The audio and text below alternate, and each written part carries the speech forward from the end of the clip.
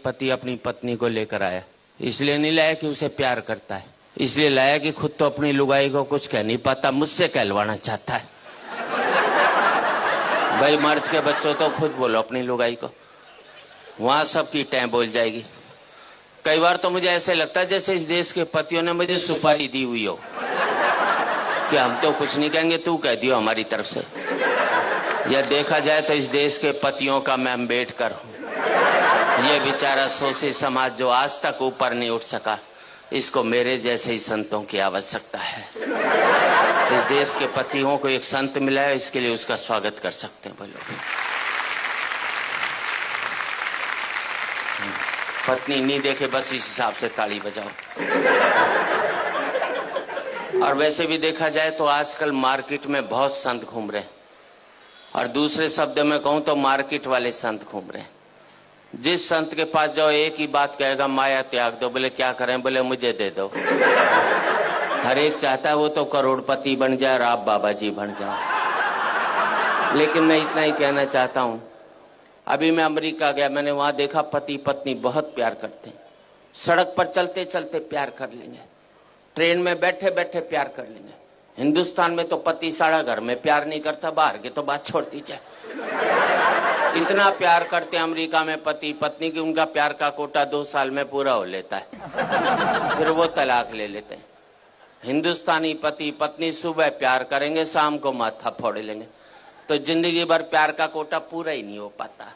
इसलिए हमारे यहाँ कहते हैं 7 जन्मों तक साथ निभाएंगे, क्योंकि हम एक जन्म में प्यार का कोटा पूरा नहीं कर सकते। हंसने की बात नहीं, आपको अगले जन्म में दूसरी लुगाई चाहिए तो इस जन्म में इस वाली को खूब प्यार करो, अपना कोटा पूरा कर लो बस। भगवान अगले जन्म में दूसरी दे देगा, और नहीं कोटा पूरा करेगा तो 70 जन्म तक यही मिलने वाली है। हंसने की बात नहीं है, कल से जिस पत्नी को पति प्यार करने लग जाए तो समझ लेना साले के दिल में खोट है, वो चाहता ही नहीं कि अगले जन्म में। मैंने तो टेक्निकल बात बता दी। अच्छा, मैंने रिसर्च की कि इस देश में पति पत्नी से डरता क्यों? हमें जितनी भी ताकतें मिलती हैं सब औरतों से मिलती हैं। पैसा चाहिए लक्ष्मी जी के पास जाओ, बुद्धि चाहिए सरस्वती जी के पास जाओ, ताकत चाहिए दुर्गा जी के पास जाओ, आदमी के पास छोड़ा क्या? मेरे समझ में नहीं आया। हमारे शंकर भगवान विष्णु भगवान बिल्कुल खाली बैठे, एक पावर नहीं दोनों के पास में, जिसे कहते हैं ना मिनिस्टर विदाउट पोर्टफोलियो। इसलिए एक जाकर बेचारा पहाड़ पर बैठ गया, और कपड़े भी कितने दिए पहनने को, देखो इसे, गले में सांप और डाल दिया। थोड़ी कसर बची थी तो जटा से गंगा और निकलवा दी ठंड के अंदर।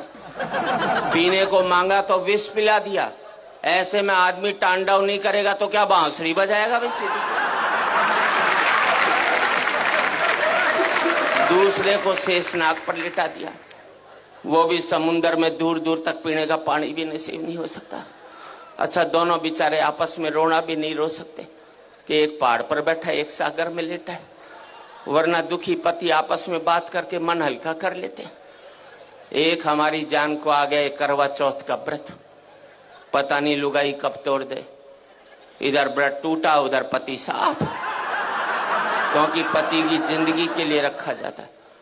इस देश में 100 व्रत ऐसे हैं कि पत्नी नहीं रखे तो पति की सेहत खराब हो सकती। एक व्रतशाला ऐसा नहीं बनाया जो पति नहीं रखे तो लुगाई के जुकाम भी हो जाए। तो हम तो बल्ला भी नहीं निकाल सकते। अभी करवा चौथ को घराड़ी बोली सोने का सेट दिला, मैंने कहा मैं तो नहीं दिलाता। बोले व्रत तोड़ू के? अंदर से रोटी ले आई, बोले ला रहा है कि अभी खाऊं? मैंने प्राण जाएंगे ले आया। विदेशों में करवा चौथ के व्रत होते नहीं, इसलिए वहां तलाक हो जाते। अभी मैंने ब्याह की 25वीं वर्षगांठ मनाई, अमेरिका में होता तो 25वीं लुगाई की मना रहा होता, करवा चौथ नहीं होता ना वहां। हमारे यहाँ पति पत्नी तो रेल की पटरी की तरह मिलो मत, साथ जरूर चलना पड़ेगा। अलग इसलिए नहीं हो सकते कि बच्चे स्लीपर बनकर दोनों को जकड़े हुए हैं, ना इसको इधर जाने देते हैं ना उसको उधर जाने देते। अच्छा, इस देश में हर एक पत्नी पति को एक धमकी जरूर देती है, मैं तो बच्चों की वजह से टिकी हुई हूं, वरना कब की निकल जाती। अब मैंने अपनी लुगाई से कहा, मैंने देख सारे बच्चे ब्याह लिए, अब तो निकल ले। बोले ना जरा पोते का ब्याह और देख लो, उसने कभी नहीं निकलना। और मैं आप सबसे एक ही बात कहना चाहता हूं, जिन परिवारों ने ये बच्चों के स्लीपर मजबूत रख लिए वो पति पत्नी इकट्ठे रह गए, जिनके ये स्लीपर कमजोर हो गए वो पति पत्नी भी अलग अलग।